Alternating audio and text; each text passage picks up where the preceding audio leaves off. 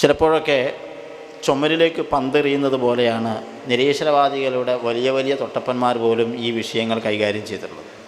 കേരളത്തിലെ ഈ വിഷയത്തിൽ അറിയപ്പെട്ടിട്ടുള്ള ഒരാൾ, അയാൾ ലോകതലത്തിൽ അറിയപ്പെട്ടിട്ടുള്ള ഒരു നാസ്തികൻ്റെ പുസ്തകം മലയാളത്തിലേക്ക് നാസ്തികനായ ദൈവം എന്ന പേരിൽ ട്രാൻസ്ലേറ്റ് ചെയ്തിട്ടുണ്ട്. ആ പുസ്തകത്തിൽ അദ്ദേഹം പറയുന്നത് ദൈവം എന്നല്ല, എന്തെങ്കിലും ഒരു സംഗതി ഉണ്ട് എന്ന് തെളിയിക്കാൻ എളുപ്പമാണ്, ഒരു സംഗതി ഇല്ല എന്ന് തെളിയിക്കാൻ സാധിക്കുകയില്ല എന്ന് മാത്രമല്ല, ഒരിക്കലും അതിന് തെളിവ് ഹാജരാക്കാൻ പോലും സാധ്യമല്ല എന്നാണ്. ഒരു സംഗതി ഇല്ല എന്ന് തെളിയിക്കാൻ, തെളിവ് ഹാജരാക്കാൻ ഒരു കാലത്തും സാധ്യമല്ല. അതേ സ്റ്റേറ്റ്മെൻറ്റ് അയാളുടെ വാദത്തിലേക്ക് ചേർത്ത് വെച്ച് നോക്കുക. അയാളുടെ വാദം ഒരു സുഹറയായിട്ടും ഇപ്പോൾ പറഞ്ഞ അയാളുടെ ഭാഗം ഒരു കുബറയായിട്ടും വെച്ചു കൊടുത്താൽ ദൈവമില്ല എന്ന് തെളിയിക്കാൻ ഒരു കാലത്തും അവർക്ക് സാധ്യമല്ല എന്നാണ് അവർ പറഞ്ഞുകൊണ്ടിരിക്കുന്നത്. എന്നിട്ട് ഇവർ പറയും, ഞങ്ങൾ ശാസ്ത്രത്തിൻ്റെ ആളുകളാണ്, ലെറ്റ് ദ എവിഡൻസ് ലീഡ്, തെളിവുകൾ നയിക്കട്ടെ, ശാസ്ത്രമാണ് തെളിവ്, നിങ്ങൾ ദൈവമുണ്ട് എന്നുണ്ടെങ്കിൽ അതിന് മൂർത്തമായ തെളിവുകൾ കൊണ്ടുവരും. ഇതൊക്കെ കേൾക്കുമ്പോൾ സാധാരണക്കാരായ ആൾക്കാർ വരെ കവലപ്രസംഗങ്ങൾ കേൾക്കുമ്പോൾ ഇതെന്തോ ഒരു സംഭവമാണെന്ന് തെറ്റിദ്ധരിക്കും. കുറേ ആർക്കും തിരിയാത്ത കുറേ പദങ്ങൾ. നമ്മളെ സംബന്ധിച്ചിടത്തോളം നമ്മൾ മുത്തഅല്ലിമീങ്ങളാണ്. നമുക്ക് ഒരു ലഫ്ള് കിട്ടിയാൽ ആ ലഫ്ള് ഹല്ല് ചെയ്തിട്ടാണ് നമുക്ക് ശീലം. എന്താണ് ശാസ്ത്രം കൊണ്ട് തെളിയിക്കുക എന്ന് പറഞ്ഞാൽ എന്താണ് ശാസ്ത്രം, അത് പറയണം. മൂർത്തമായ തെളിവ് കൊണ്ടുവരണം എന്ന് പറഞ്ഞാൽ എന്താണ് മൂർത്തം, എന്താണ് അമൂർത്തം, തെളിവ് പറയണം. അങ്ങനെ പറയുമ്പോഴല്ലേ മൂർത്തം എന്ന് പറഞ്ഞാൽ അതിൻ്റെ പദം കൊണ്ട് ഉദ്ദേശിക്കുന്ന അർത്ഥമാണെങ്കിൽ ടാഞ്ചിബിൾ ആയിട്ടുള്ള സംഗതി എന്നാണ് പറയേണ്ടത്. ഞാനിത് പറയുന്നതിന് മുമ്പ് ഒരു കാര്യം കൂടെ നിങ്ങളുടെ ശ്രദ്ധയിലേക്ക്, നോട്ട് ചെയ്യുന്ന വിദ്യാർത്ഥികളുണ്ടെങ്കിൽ അവരുടെ ശ്രദ്ധയിലേക്ക് നിങ്ങൾ വായിക്കേണ്ട ഒരു പുസ്തകം കൂടെ പരിചയപ്പെടുത്തുക. റിച്ചാർഡ് ഡോക്കിൻസിൻ്റെ കൂടെ ദീർഘകാലം നാസ്തികതയ്ക്ക് വേണ്ടി സംസാരിക്കുകയും അതിനുവേണ്ടി ഘോരമായി സെമിനാറുകളിലും മറ്റൊക്കെ പേപ്പറുകൾ അവതരിപ്പിക്കുകയും ചെയ്തിരുന്ന ഒരാളാണ് അലിസ്റ്റർ മക്ഗ്രാത്ത്. അദ്ദേഹത്തിൻ്റെ ഒരു പുസ്തകമുണ്ട്, the Dawkins delusion, atheist fundamentalism and the denial of the divine എന്ന് പറയുന്ന പുസ്തകം. എത്ര അശാസ്ത്രീയമായാണ് നാസ്തികത അതിൻ്റെ വാദങ്ങൾ ഉന്നയിച്ചു കൊണ്ടിരിക്കുന്നത് എന്ന് തെളിയിക്കാൻ വേണ്ടിയിട്ടാണ് അദ്ദേഹം ആ പുസ്തകം എഴുതുന്നത്. എന്ന് മാത്രമല്ല, അദ്ദേഹം ചോദിക്കുന്ന ഒരു ചോദ്യമുണ്ട്. ദൈവം ഉണ്ട് എന്നതിന് തെളിവില്ല എന്നാണല്ലോ പറഞ്ഞുകൊണ്ടിരിക്കുന്നത്. ശരി, ദൈവമുണ്ട് എന്നതിന് തെളിവില്ല. അങ്ങനെയാണെങ്കിൽ ദൈവം ഇല്ല എന്ന് സ്ഥാപിക്കാൻ എന്തിനാണ് റിച്ചാർഡ് ഡോക്കിൻസ് 500 പേജുള്ള പുസ്തകം എഴുതിയത്? ഉണ്ട് എന്ന് പറയുന്ന വാദത്തിന് യാതൊരു തെളിവും ഇല്ലെങ്കിൽ പിന്നെ അത് ഗണ്ണിക്കാൻ 500 പേജുള്ള പുസ്തകം എഴുതണോ? നിങ്ങൾ മനസ്സിലാവുന്നുണ്ടോ? ഞാൻ പറഞ്ഞുകൊണ്ടിരിക്കുന്നൊരു വാദം ഒരു അർത്ഥമില്ലാത്തൊരു സഫാത്താണെങ്കിൽ അത് പൊട്ടത്തെറ്റാണ്, അതിനൊന്നും മറുപടി പറയേണ്ട കാര്യമില്ല എന്ന് പറഞ്ഞാൽ പോരെ? ഞാൻ പറഞ്ഞുകൊണ്ടിരിക്കുന്ന ഒരു കാര്യത്തെ ഗണ്ണിക്കാൻ 500 പേജുള്ള പുസ്തകം ഒരാൾ എഴുതുന്നു. അവരുടെ അവകാശവാദം ശരിയാണെങ്കിൽ ലോകത്തെ 35 ഭാഷകളിൽ ആ പുസ്തകം എന്ത് ചെയ്യുന്നു? ട്രാൻസ്ലേറ്റ് ചെയ്ത് പ്രചരിപ്പിക്കുന്നു. ഇത്രയേറെ ലോകം മുഴുവനും പ്രചരിപ്പിക്കാൻ മാത്രം എതിർ തെളിവുകളും ന്യായങ്ങളും ഉന്നയിക്കാൻ മാത്രം ബലമുള്ളതാണ് എന്ത്? ദൈവം ഉണ്ട് എന്ന് പറയുന്ന വിശ്വാസം എന്നാണ് പറഞ്ഞതിൻ്റെ ചുരുക്കം. അതല്ലെങ്കിൽ പിന്നെ അതിനെ ഗണ്ണിക്കേണ്ട കാര്യമില്ലല്ലോ. അങ്ങനെയാണെങ്കിൽ ഈ പറഞ്ഞ ഗണന മണ്ഡലങ്ങളിലൊക്കെ അവർ ഉന്നയിച്ചിട്ടുള്ള ഏറ്റവും ഗമണ്ഡൻ ചോദ്യമാണ് ഞാനീ പറഞ്ഞത്. ദൈവം ഉണ്ട് എന്നുണ്ടെങ്കിൽ അങ്ങനെ അതിന് മൂർത്തമായ ശാസ്ത്രീയമായ തെളിവ് കൊണ്ടുവരൂ എന്ന് പറയുന്നു. എന്താണിപ്പോൾ ഈ മൂർത്തം എന്ന് പറഞ്ഞാൽ? മൂർത്തം ഇംഗ്ലീഷിൽ കോൺക്രീറ്റ് എന്നാ പറയാം. കോൺക്രീറ്റായ എവിഡൻസ് കൊണ്ടുവരാം. എന്താണ് ഒരു സാധനം കോൺക്രീറ്റാന്ന് പറഞ്ഞാൽ? ടാഞ്ചിബിൾ ആവണം, സോളിഡ് ആവണം, തൊടാനൊക്കെ പറ്റണം, കാണാനൊക്കെ പറ്റണം, അങ്ങനെ ഒരു കട്ടിങ് കനൊക്കെ ഉള്ളൊരു സാധനം. ആ ചോദ്യങ്ങൾക്ക് വേണമെങ്കിൽ ഇവിടുത്തെ ഹൈന്ദവ വിശ്വാസികളോട് ചോദിക്കാം. അവർ ദൈവത്തിന് ആൾരൂപങ്ങൾ സങ്കല്പിക്കുന്നു, അതിന് പ്രതിഷ്ഠകളെ സങ്കല്പിക്കുന്നു. ക്രൈസ്തവ വിശ്വാസികൾ യേശുക്രിസ്തു ദൈവമാണെന്ന് വിശ്വസിക്കുന്നു. അങ്ങനെ പലതരത്തിലുള്ള വിശ്വാസത്തിൻ്റെ ആളുകളുണ്ട്. നമ്മൾ അല്ലാഹു സുബ്ഹാനഹു വ തആലയെ കുറിച്ച് പറഞ്ഞത് എന്താണ്? മുഖാലിഫുൻ ലിൽ ഹവാദിസ്, മുഖാലിഫുൻ ലിൽ ഹവാദിസ് എന്നാണ്. പ്രപഞ്ചത്തിൻ്റെ ഒരു ഫീച്ചറും അള്ളാഹുവിന് ബാധകമല്ല, പ്രപഞ്ചത്തിൻ്റെ ഒരു സ്വഭാവവും അള്ളാഹുവിന് ബാധകമല്ല. അവൻ ഖരമല്ല, അവൻ ദ്രാവകമല്ല, അവൻ വാതകമല്ല, അവൻ ടാഞ്ചിബിൾ അല്ല, അവൻ സോളിഡ് അല്ല, അവൻ കോൺക്രീറ്റ് അല്ല. അങ്ങനെ കോൺക്രീറ്റായ ഒരു ദൈവമുണ്ട് എന്ന് വിശ്വസിക്കുന്ന ആളുകൾക്കാണ് കോൺക്രീറ്റായ ഒരു സാധനമുണ്ട് എന്ന് തെളിയിക്കാൻ അതിൻ്റെ തെളിവുകൾ പരതി നടക്കേണ്ട കാര്യമുള്ളൂ. നമ്മൾ അങ്ങനെ ഒരു സംഗതിയെ അല്ല നമ്മൾ വിശ്വസിക്കുന്നത്. ഇനി കുറേ കൂടി ഫിലോസഫിക്കലായിട്ട് തത്വശാസ്ത്രപരമായിട്ട് അതിനെ സമീപിക്കുകയാണെങ്കിൽ ഓക്സ്ഫോർഡ് ഡിക്ഷണറിയിൽ കോൺക്രീറ്റ് എവിഡൻസ് എന്ന് പറയുന്നതിനൊരു വിശദീകരണം തരുന്നുണ്ട്. എവിഡൻസ് ബേസ്ഡ് ഓൺ ഫാക്ട്സ് എന്നാണ്. വസ്തുതകളുടെ അടിസ്ഥാനത്തിൽ, നോട്ട് ഓൺ ഐഡിയാസ്. കേവലം ആശയങ്ങളല്ല, വസ്തുതാപരമായ തെളിവുകൾ കൊണ്ട് സ്ഥാപിക്കുക. അതിനെത്രയോ തെളിവുകൾ നമ്മൾ പറഞ്ഞുകൊണ്ടിരിക്കുന്നുണ്ട്. ഇൻഷാ അല്ലാഹ് ഈ വേദിയും സമയം അനുവദിക്കുകയാണെങ്കിൽ നമ്മളത് പറഞ്ഞുകൊണ്ടിരിക്കും. സാധാരണഗതിയിൽ എവിഡൻസ് ബേസ്ഡ് ആയിട്ടാണ് എല്ലാ കാര്യങ്ങളെയും സംസാരിക്കുക. നാച്ചുറൽ സയൻസ്, നമ്മുടെ ഈ പ്രകൃതി ശാസ്ത്രം, ഭൗതിക ശാസ്ത്രം, ഇത് ഉന്നയിച്ചു കൊണ്ടിരിക്കുന്ന എല്ലാ പാഠ്യവിഷയങ്ങളും എവിഡൻസ് ബേസ്ഡ് ആണ് എന്നാണ് അവർ പറയുക. എന്നാൽ ശാസ്ത്രീയമായ പരീക്ഷണങ്ങളിലൂടെ, നിരീക്ഷണങ്ങളിലൂടെ ഇതുപോലെയുള്ള ഒരു ഭൗതിക വസ്തുവിനെ പരീക്ഷിച്ച് മനസ്സിലാക്കുന്നത് പോലെ ദൈവാസ്തിക്യം തെളിയിക്കാൻ പറ്റുമോ എന്ന് നാം ചോദിക്കേണ്ടതുണ്ട്. എന്താണ് ഈ ശാസ്ത്രീയമായിട്ടൊരു കാര്യത്തിനെ പഠിക്കുക എന്ന് പറഞ്ഞാൽ? ഞാൻ നിങ്ങൾക്ക് മനസ്സിലാകാൻ വേണ്ടി എന്നെക്കൊണ്ട് പരമാവധി ലളിതമാക്കിയാണ് പറയുന്നത്. ഒരു സാധനത്തിനെ ശാസ്ത്രീയമായിട്ട് പഠിക്കുക എന്ന് പറഞ്ഞാൽ, ഈ പ്രപഞ്ചത്തിനെ നമ്മൾ നിരീക്ഷിക്കുന്നു. ഒരുപാട് തവണ നിരീക്ഷിക്കുമ്പോൾ ഒരുപാട് സാമ്പിളുകളിൽ നിന്ന് നമുക്ക് ഒരാശയം രൂപപ്പെടുന്നു. ആ ആശയത്തിന് നമ്മളൊരു അനുമാനം എന്ന് രേഖപ്പെടുത്തുന്നു. അതിനാണ് നമ്മൾ ഹൈപ്പോത്തസിസ് എന്ന് പറയുക. എന്നിട്ട് ഈ ഹൈപ്പോത്തസിസ് ശരിയാണ് എന്ന് സ്ഥാപിക്കാൻ വേണ്ടി നമ്മൾ വീണ്ടും ഒരുപാട് നിരീക്ഷണങ്ങൾ നടത്തി ഈ നിരീക്ഷണവും പരീക്ഷണവും എത്ര തവണ ആവർത്തിച്ചാലും ഇങ്ങനെ തന്നെയാണ് ഒരു സംഗതി ഉണ്ടാവുക എന്ന് സ്ഥാപിക്കപ്പെടുന്നു. അതിനാണ് ഒരു കാര്യം ശാസ്ത്രീയമായി തെളിയിക്കാൻ പറയാം. ഉദാഹരണത്തിന് ഇവിടെ 4 ബോട്ടിലുണ്ട്. ഇതിലേത് ബോട്ടിലും നമ്മൾ ഉയർത്തി പിടിച്ചിട്ട് വിട്ടാൽ എന്താകും? താഴെ വീഴും. അപ്പോൾ നമ്മൾ ഇതിൽ നിന്ന് മനസ്സിലാക്കുകയാണെന്ത്, ഈ വസ്തുതയെക്കുറിച്ച് ആദ്യം പഠിക്കുന്ന ഒരാളെ സംബന്ധിച്ചിടത്തോളം അയാൾ ചിന്തിക്കുകയാണെന്ത്, ഭാരമുള്ള ഏത് വസ്തുവും താഴേക്ക് വിട്ടാൽ അത് താഴേക്ക് പോകും എന്നയാൾ ഒരു അനുമാനം എഴുതണം. ഇതിപ്പോൾ ശാസ്ത്രീയ വസ്തുതയായിട്ടില്ല, ഹൈപ്പോത്തസിസ് എന്നാണ് ഇതിനെ പറയുക. ഈ ഒരു സാധനം ശരിയാണ് എന്ന് സ്ഥാപിക്കാൻ പിന്നെ അയാൾ പ്രപഞ്ചത്തിൻ്റെ ഈ അഹ്വാല് നിലനിൽക്കുന്ന എവിടെയെല്ലാം ഈ പ്രപഞ്ചത്തിലുണ്ടോ അവിടെയെല്ലാം അയാൾ ഓരോ വസ്തുക്കൾ താഴേക്ക് ഇങ്ങനെ ഇട്ടുകൊണ്ടേയിരിക്കും. അതിന് നിങ്ങൾ ഗ്രാവിറ്റി ഫോഴ്സ് എന്ന് പേരിട്ടാലും ശരി, അതിന് ഇനി ഒലക്കാപുണ്ണാക്ക് എന്ന് പേരിട്ടാലും ശരി, പേരിടലൊക്കെ പിന്നീടുള്ളൊരു സാധനമാണ്.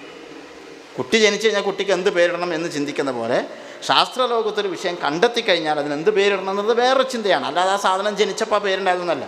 ഞാൻ ജനിച്ചപ്പോൾ എൻ്റെ പേര് മുഹമ്മദ് സജീർ എന്നല്ല, അതെനിക്ക് ആരോ ഇട്ടതാണ്. നിങ്ങൾക്ക് ഓരോരുത്തർക്കും ഓരോ പേരുണ്ട്. ആ തസ്മിയത്തിൻ്റെ ഉത്തരവാദി വേറെ ആളാണ്. പക്ഷെ നിങ്ങൾ ജനിച്ചതുകൊണ്ട് ആ പേരുണ്ടായി, അങ്ങനെയാണോ? അങ്ങനെയല്ല. അപ്പോൾ ഗ്രാവിറ്റി ഫോഴ്സ് എന്ന് പറഞ്ഞ ആ പേര് വേറെ ഇട്ടതാണ്. പക്ഷെ അവിടെ ഒരു ആശയമുണ്ട്. ആ ആശയം പ്രപഞ്ചത്തെ സാമ്പിളുകളുടെ അടിസ്ഥാനത്തിൽ ആദ്യം ഒരാൾ അല്ലെങ്കിൽ ഒരു കൂട്ടം ആളുകൾ നിരന്തരമായി നിരീക്ഷിക്കുന്നു. ആ നിരന്തരമായി നിരീക്ഷ സാമ്പിളുകളുടെ അടിസ്ഥാനത്തിൽ അവർ ഒബ്സർവ് ചെയ്തിട്ടുള്ള ഒരു അനുമാനത്തെ രേഖപ്പെടുത്തുന്നു. ആ അനുമാനം ശരിയാണ് എന്ന് സ്ഥാപിക്കാൻ അതേ പരീക്ഷണങ്ങൾ അവർ വീണ്ടും റിപ്പീറ്റ് ചെയ്തുകൊണ്ടേയിരിക്കുന്നു. ഇങ്ങനെ റിപ്പീറ്റ് ചെയ്തപ്പോഴെല്ലാം ഇതേ ഉത്തരത്തിലേക്ക് എത്തുമ്പോൾ അതൊരു തിയറി ആയിട്ടൊരു സിദ്ധാന്തമായിട്ട് പ്രഖ്യാപിക്കുന്നു. ഇനി പ്രപഞ്ചത്തിൻ്റെ ഏത് ഭാഗത്ത് എപ്പോൾ ഈ അവസ്ഥ നിലനിൽക്കുന്നുണ്ടോ അവിടെയെല്ലാം ഇതിൻ്റെ റിസൾട്ട് ഇങ്ങനെ തന്നെ ആയിരിക്കും എന്ന് പറയുന്ന ഒരാശയത്തിലേക്ക് എത്തിച്ചേരുന്നു. ഇതാണ് ശാസ്ത്രീയമായിട്ടൊരു സാധനം ഉണ്ട് എന്ന് തെളിയിക്കുക. അപ്പോൾ ഈ ഒരു കുപ്പി എടുത്താലും ആ കുപ്പിയിലുള്ള വെള്ളം എടുത്താലും അതിനൊരു വെയിറ്റ് ഉണ്ട്, മാസ് ഉണ്ട്, മോളിക്കുലാർ സ്ട്രക്ചർ ഉണ്ട്, അത് അതിൻ്റെ ഒരു കമ്പോസിഷൻ്റെ ഒരു പ്രത്യേക സ്വഭാവമുണ്ട്. ഇതേപോലെ പ്രപഞ്ചത്തിലെ എല്ലാ ഭാഗങ്ങൾക്കും ഉണ്ടാകും. ഇതാണ് കോൺക്രീറ്റ് ആയിട്ടുള്ള നമ്മുടെ പ്രപഞ്ചത്തെ എന്ത് ചെയ്യുക, നിരന്തരം നിരീക്ഷിച്ച് അതിൻ്റെ ഘടനയും സ്വഭാവവും മനസ്സിലാക്കുക എന്ന് പറയാം. ഇതിന് നമ്മൾ കുറേ കൂടി ലളിതമായി പറഞ്ഞാൽ എക്സ്പെരിമെൻ്റൽ എവിഡൻസസ് എന്നോ അല്ലെങ്കിൽ ഒബ്ജക്റ്റീവ് എവിഡൻസസ് എന്നോ ആണ് പറയുക. ഇത് അനുഭവത്തിലൂടെ മനസ്സിലാകുന്നതാണ്. അതുകൊണ്ടാണ് ഇതിന് എംപിരിസിസത്തിൻ്റെ ഒരു ഭാഗമാണ്. എംപിരിസിസം എന്ന് പറഞ്ഞാൽ അനുഭവവാദം എന്നാണ്. ഇപ്പോൾ ഇവിടെ ദൈവം ഉണ്ട് എന്നതിനെ കാണുന്ന, തൊട്ടാലറിയാവുന്ന ഇതേപോലെ സാമ്പിളുകൾ നോക്കി പരീക്ഷിച്ച് കിട്ടുന്ന ഒരു ഉത്തരത്തിലേക്ക് എത്താവുന്ന തരത്തിൽ തെളിവുകൾ അവതരിപ്പിക്കണം എന്നാണ് പറഞ്ഞുകൊണ്ടിരിക്കുന്നത്. ശാസ്ത്രീയമായി ദൈവമുണ്ട് എന്ന് തെളിയിക്കണം എന്ന് പറഞ്ഞാൽ അതിനങ്ങനെ സാമ്പിൾ നുള്ളി നോക്കിയിട്ട് ഇതിൻ്റെ ഭാഗത്ത് DNA പരിശോധിച്ചിട്ട് പറയാൻ പറ്റുന്ന ഒരു ദൈവത്തിനെയാണോ നിങ്ങളാരെങ്കിലും വിശ്വസിക്കുന്നത്? അല്ല.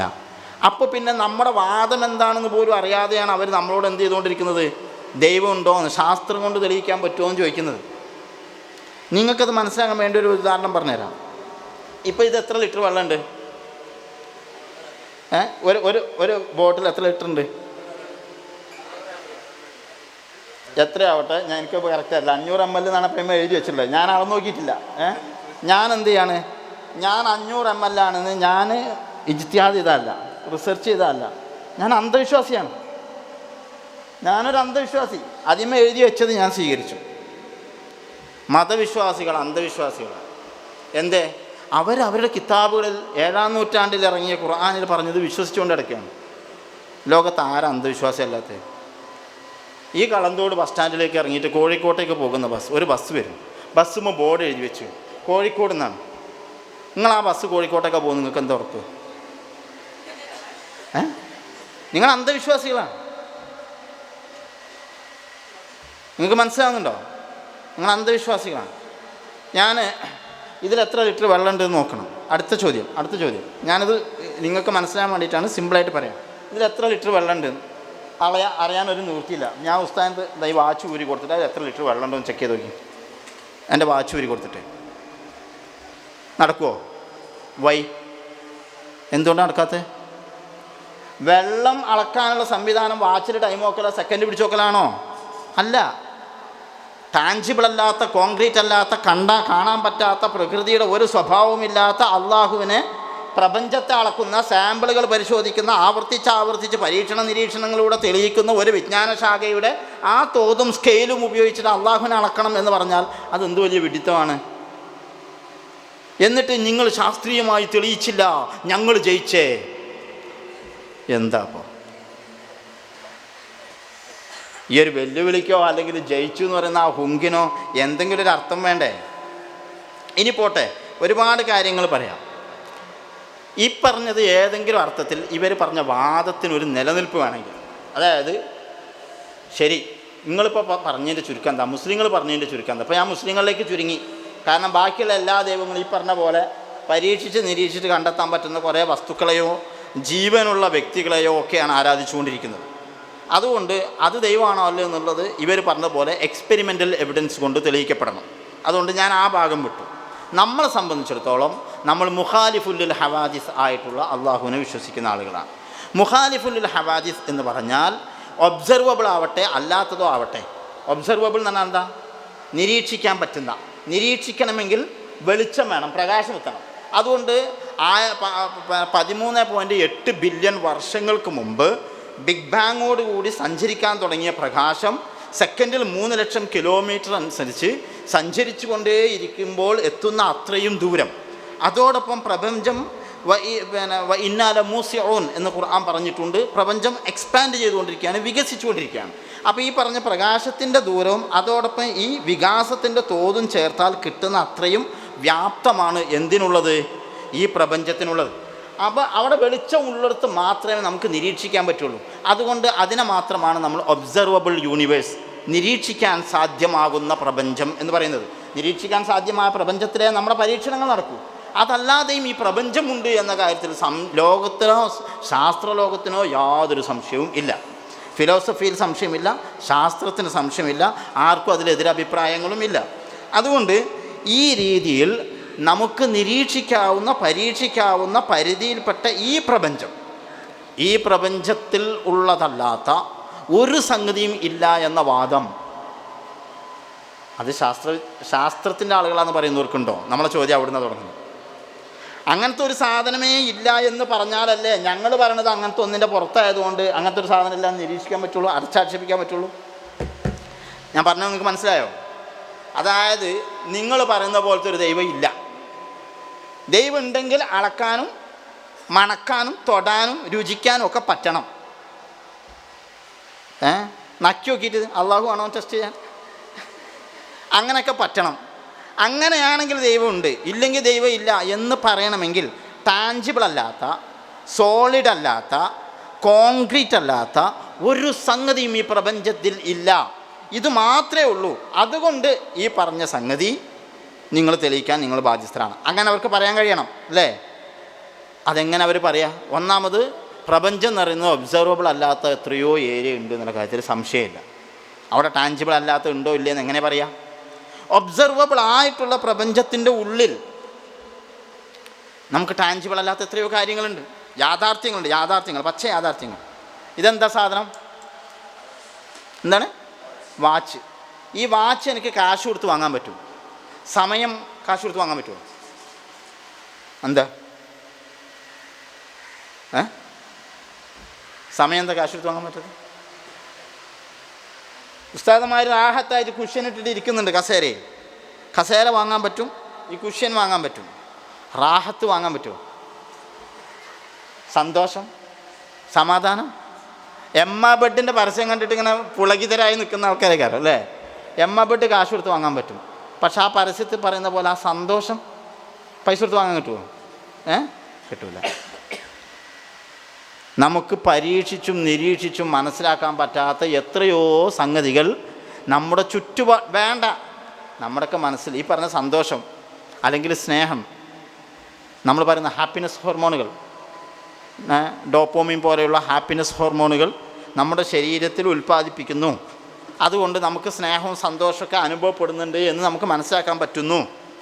അതല്ലെങ്കിൽ ഒരാൾക്ക് ദേഷ്യം വരുന്ന സമയത്ത് അയാളുടെ ശരീരത്തിൽ അഡ്രിനാലിൻ എന്ന് പറയുന്നൊരു ഹോർമോണിൻ്റെ ഉൽപ്പാദനം നടക്കുന്നുണ്ട്. അതുകൊണ്ട് ആ ഹോർമോൺ അയാളുടെ ശരീരത്തിൽ ഇപ്പോൾ ഉൽപ്പാദിപ്പിക്കപ്പെട്ടിരിക്കുന്നു എന്നതുകൊണ്ട് അയാൾ കോപിഷ്ഠനാണ് എന്ന് നമ്മൾ മനസ്സിലാക്കുന്നു എന്ന് വേണമെങ്കിൽ ലാബിൽ തെളിയിച്ച് പറയാം. ആരോട് ദേഷ്യം പിടിച്ചതാ പറയാൻ പറ്റുമോ? എനിക്ക് ഹാപ്പിനെസ് ഹോർമോൺ എൻ്റെ ശരീരത്തിൽ ജനറേറ്റ് ചെയ്തത് എൻ്റെ ഉമ്മയെക്കുറിച്ച് ആലോചിച്ചിട്ടാണോ, ഉപ്പയെക്കുറിച്ച് ആലോചിച്ചിട്ടാണോ, ഭാര്യയെക്കുറിച്ച് ആലോചിച്ചിട്ടാണോ, മക്കളെക്കുറിച്ച് ആലോചിച്ചിട്ടാണോ, എൻ്റെ കരളിൻ്റെ കരളായ ഹബീബായ തങ്ങളെക്കുറിച്ചുള്ള ചിന്തൻ്റെ മനസ്സിലേക്ക് വന്നിട്ടാണോ, എൻ്റെ പ്രിയപ്പെട്ട മുതാലിമുകളെക്കുറിച്ച് ആലോചിച്ചിട്ടാണോ, എനിക്കിഷ്ടമുള്ള വാഹനമോ വീടോ എനിക്കിഷ്ടമുള്ള മറ്റെന്തെങ്കിലും സാധനം കണ്ടിട്ട് വന്നതാണോ? എന്തുകൊണ്ടാണ് എൻ്റെ മനസ്സിൽ സ്നേഹം ഉണ്ടായത്, സന്തോഷം ഉണ്ടായത്? ലാബ് അളന്നോക്കാൻ പറ്റുമോ? ഒരിക്കലും നടക്കില്ല. പോട്ടെ, എക്സ്പെരിമെൻ്റ് കൊണ്ട് മാത്രമാണ് തെളിയിക്കാൻ പറ്റുന്ന കാര്യങ്ങളെ അംഗീകരിക്കുള്ളൂ എങ്കിൽ ഇന്ത്യക്ക് എന്താ സ്വാതന്ത്ര്യ സമരം കിട്ടിയത്? 1947 ഓഗസ്റ്റ് 15 എന്ത് കിട്ടിയേ? എവിടുന്ന് കിട്ടിയേ? സൂപ്പർ മാർക്കറ്റിൽ നിന്ന് കിട്ടിയാ? എന്ത് ഈ സ്വാതന്ത്ര്യം എന്ന് പറഞ്ഞാൽ? പോട്ടെ, അതടുത്ത ചോദ്യം. ഈ സന്തോഷം പോലത്തെ വേറെ സാധനം ടാഞ്ചിബിളല്ല, കാണാൻ പറ്റുന്നുണ്ടോ? ഇല്ല. അതിൻ്റെ മുമ്പുണ്ടായിരുന്ന അവസ്ഥയും അതിൻ്റെ ശേഷമുള്ള അവസ്ഥയും അലാമത്തുകളാണ്. അതിൻ്റെ മുമ്പ് അടിമത്തത്തെ പോലെ കഷ്ടപ്പെട്ട് ജീവിച്ചു മനുഷ്യർ, അതിൻ്റെ ശേഷം സന്തോഷകരമായ മാന്യമായ ജീവിതം ഉണ്ട് എന്ന് നമ്മൾ അവകാശപ്പെടുന്നുണ്ടോ ഇല്ല എന്നുള്ള വേറെ ചോദ്യം. എന്നാൽ പോലും അങ്ങനെ ഉണ്ട് എന്ന് നമ്മൾ അവകാശപ്പെടുന്നു.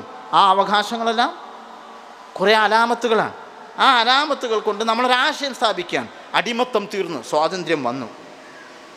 1947 ഓഗസ്റ്റ് 15 നമുക്ക് സ്വാതന്ത്ര്യം കിട്ടിയത് എന്ന് ഇതുവരെ തെളിവുകളുടെ അടിസ്ഥാനത്തിൽ ബോധ്യപ്പെട്ടിട്ടില്ലെങ്കിൽ നാളെ കെമിസ്ട്രി ലാബിലേക്ക് വാ, ഞാൻ പരീക്ഷണം നടത്തി കാണിച്ചു തരാമെന്ന് ആർക്കെങ്കിലും പറയാൻ പറ്റുമോ?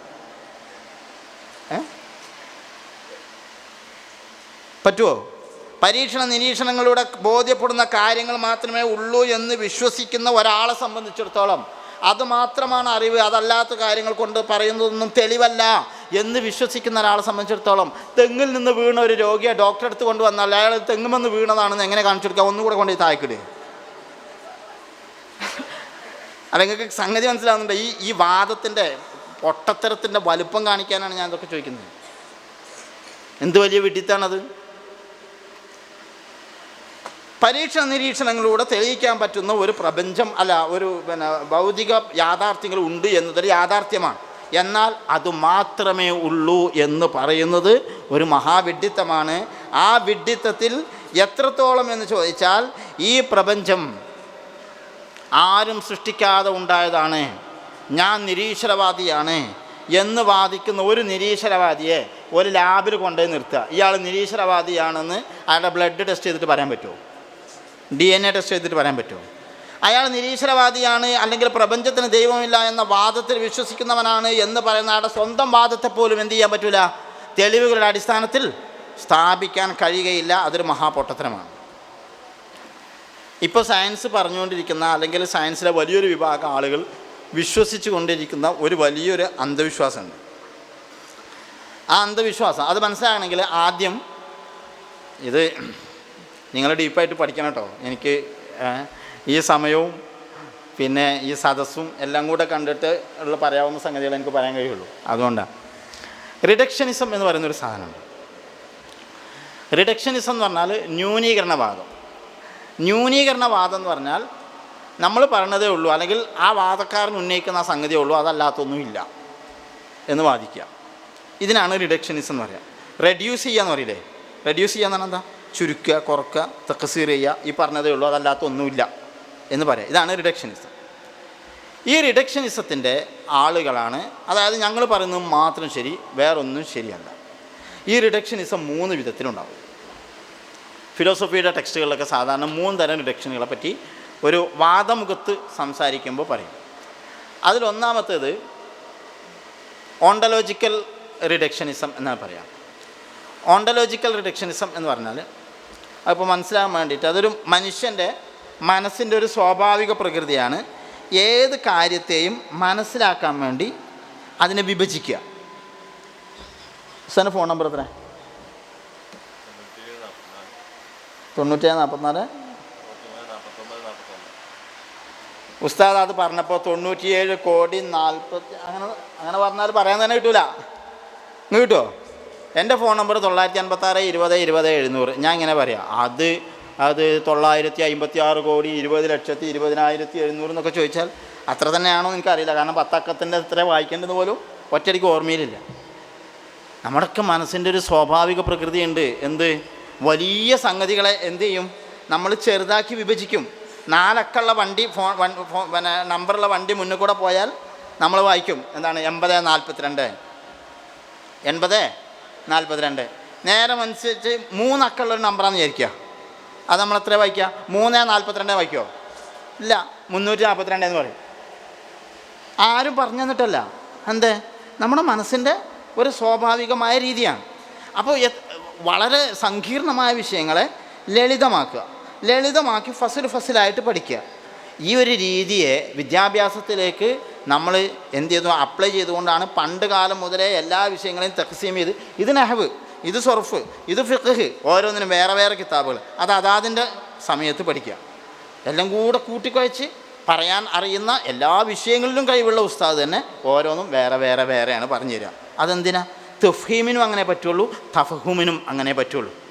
ഈ പ്രപഞ്ചത്തെ പഠിക്കാനുള്ള സംവിധാനങ്ങളിൽ അങ്ങനെ ശാസ്ത്രജ്ഞന്മാർ ആവിഷ്കരിച്ചിട്ടുണ്ട്. പക്ഷെ അത് കരുതിയിട്ട് പിടുത്തം വിട്ടുപോയി.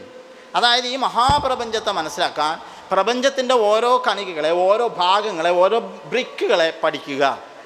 എന്നാൽ അത് മാത്രമാണ് പ്രപഞ്ചം എന്ന് വെച്ചാലോ അതൊരു മഹാവിഡ്ഢിത്തമാണ്. അതിൻ്റെ അപ്പുറത്തേക്ക് മറ്റൊന്നുമില്ല എന്ന് പറഞ്ഞാൽ ഒരു മഹാവിഡ്ഢിത്തമാണ്.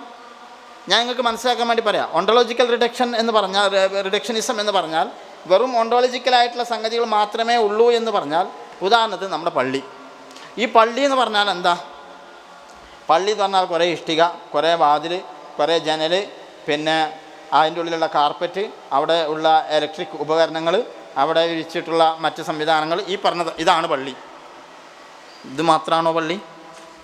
ആണോ പള്ളി? അതേ സംവിധാനങ്ങളിൽ ഇപ്പുറത്തൊരു വീടുണ്ടെന്ന് വിചാരിക്കുക, അതിന് പള്ളി എന്ന് പറയുന്നുണ്ടോ? ഇല്ല. ഇവിടെ കാണാത്ത എന്തോന്ന് അവിടെ ഇല്ലേ? എന്നാൽ ഈ കാണുന്ന ഈ യാഥാർത്ഥ്യങ്ങൾ മാത്രമേ ഉള്ളൂ എന്നും അതിനെ വിഭജിച്ച് പഠിക്കാൻ സാധ്യമാണ് എന്നും ആ പഠിക്കുന്നതോടുകൂടി പ്രപഞ്ചം എന്ന് പറയുന്ന ചുരുൾ നമ്മുടെ മുമ്പിൽ നിവർന്നു കിട്ടുമെന്നും ഈ നിവർന്നു കിട്ടിയ ഈ ചുരുളിൻ്റെ ഉള്ളിലുള്ളതല്ലാത്ത ഒന്നും ഇല്ല എന്നും പറയുന്ന വാദമാണ് ഓണ്ടോളജിക്കൽ റിഡക്ഷനിസം എന്ന് പറയുന്നത്. ബാപ്പ മരിച്ചുപോയ ഒരു മകൻ സങ്കടപ്പെട്ട് ഇങ്ങനെ വീട്ടിലിരിക്കുകയാണ്. അയാൾ ഇടയ്ക്ക് എന്ത് ചെയ്യുന്നുണ്ട്? പാപ്പാൻ്റെ ഒരു പഴയ ഫോട്ടോ ഉണ്ട്, അതെടുത്തിട്ട് ഇങ്ങനെ നോക്കുമ്പോൾ അവനിങ്ങനെ ഒരു ആശ്വാസം. രണ്ടാളും കൂടെ ഉംറക്ക് പോയപ്പോഴോ ഹജ്ജിന് പോയപ്പോഴോ മദീന മുനവറയിൽ നിന്ന് വെച്ചിട്ടോ ഒക്കെ എടുത്തൊരു ഫോട്ടോ ആണ്. അത് കാണുമ്പോൾ മനസ്സിൻ്റെ ഉള്ളൊരു സമാധാനം. അപ്പോൾ ഒരു നിരീശ്വരവാദിയാണെങ്കിൽ, അല്ലെങ്കിൽ ഓണ്ടോളജിക്കൽ റിഡക്ഷനിസം തലക്ക് പിടിച്ച ഒരാളാണെങ്കിൽ പറയും, ഇതെന്താ? അതൊരു പേപ്പറിൻ്റെ കഷ്ണം. ഇതെന്താണ്? C6H1O5, അല്ലാതെ അതിൻ്റെ അപ്പുറത്തേക്ക് ഇതൊന്നുമില്ല. കഴിഞ്ഞു. അതാണോ അത്? ആ ഒരു ഫോട്ടോ കാണുമ്പോൾ അയാളുടെ മനസ്സിലേക്ക് അനുഭവപ്പെടുന്ന സ്നേഹത്തിൻ്റെയും സമാധാനത്തിൻ്റെയും ആശ്വാസത്തിൻ്റെയും ചിത്രം ഇവരുടെ ചിന്തയിൽ ഇല്ല. അവർ കാണുന്ന ഭൗതികമായ യാഥാർത്ഥ്യങ്ങളുടെ അപ്പുറത്തേക്ക് മറ്റൊന്നുമില്ല എന്ന ചിന്തയിൽ കുടുങ്ങി. രണ്ടാമത്തെ ഒരു റിഡക്ഷനിസം ഉണ്ട്. നമ്മുടെ നാട്ടിലെ നിരീശ്വരവാദികളുടെ കുഴപ്പമാണ് ഞാൻ പറഞ്ഞുകൊണ്ടിരിക്കുന്നത്. രണ്ടാമത്തത് എപ്പിസ്റ്റമോളജിക്കൽ റിഡക്ഷനിസം എന്നാ പറയാം. എപ്പിസ്റ്റമോളജി എന്ന് പറഞ്ഞാൽ അസ്ബാബുൽ ഇൽമ് എന്നാണ്. അറിവിൻ്റെ വഴികൾ, അറിവിൻ്റെ സംവിധാനങ്ങൾ. ഏത് രീതിയിലാണ് ഒരു വിഷയം ഇൽമ് ആയിട്ട് പരിഗണിക്കപ്പെടുക? നമ്മൾ അഖീദയുടെ കിതാബുകളൊക്കെ ഓതുമ്പോൾ നമ്മളത് പ്രത്യേകമായ ഒരു വിഷയമായിട്ട് തന്നെ പഠിക്കും. അതാണ് എപ്പിസ്റ്റമോളജി. എന്നാൽ അറിവ് എന്ന് പറയുന്നത് സയൻസിലൂടെ കിട്ടുന്നത് മാത്രമാണ് എന്ന് പറഞ്ഞുകൊണ്ട് അതിൽ മുറുകെ പിടിച്ച് നിൽക്കുക. ഇതാണ് എപ്പിസ്റ്റമോളജിക്കൽ റിഡക്ഷനിസം.